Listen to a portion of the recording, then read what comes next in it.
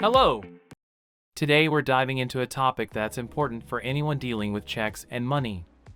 How to endorse a check. Now, I know what you're thinking, endorsing a check, seriously? Isn't that old-fashioned? Let me tell you, checks might seem ancient compared to all the digital ways we manage our money these days, but you're bound to encounter them at some point. It could be a graduation gift, a paycheck from a small company, or even a tax refund. So, what does it mean to endorse a check? Well, when someone writes a check made out to you, endorsing it is essentially how you give the bank permission to transfer that money into your account. Think of it as your seal of approval. First, here are some important tips. Always use a pen with blue or black ink. No crayons, red ink, or invisible ink, okay? Banks like things clear and legible. Also, make sure your endorsement matches the name on the pay to the order of line. If your name is misspelled or uses a nickname, you'll likely need to endorse it as it appears and then also endorse it with the correct spelling of your name. So, let's break it down into steps. First things first, you want to flip that check over to the back. There'll be a few lines or a section that says endorse here. This is where you'll be doing your endorsing.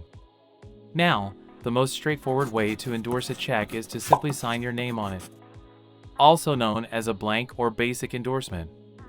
But, and this is a big but, once you've signed that check, anyone can cash it. If you lose it, well, you're out of luck. So a basic endorsement is fine if you're standing in the bank, about to hand it over, but there are other, safer, options if you need to hold onto that check for a while. A more secure way to endorse your check is with a restrictive endorsement. Write for deposit only, along with your bank account number, and then sign your name underneath. This means the check can only be deposited into that specific account. Another type of restrictive endorsement is to write deposit only without the bank account number. While this approach is generally less secure, most banks will still honor the instruction and limit the checks used to depositing it into your account. Third-party endorsement. Let's say you want to give the check to someone else. You can write pay to the order of name, with name being the person you want to give the check to, and then sign your name below. Just know, this makes the check as good as cash, so only do this with people you absolutely trust. When you are done, here is a suggestion.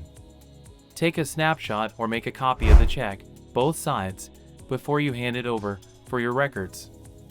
Finally, always check your bank account to make sure the funds have been properly deposited.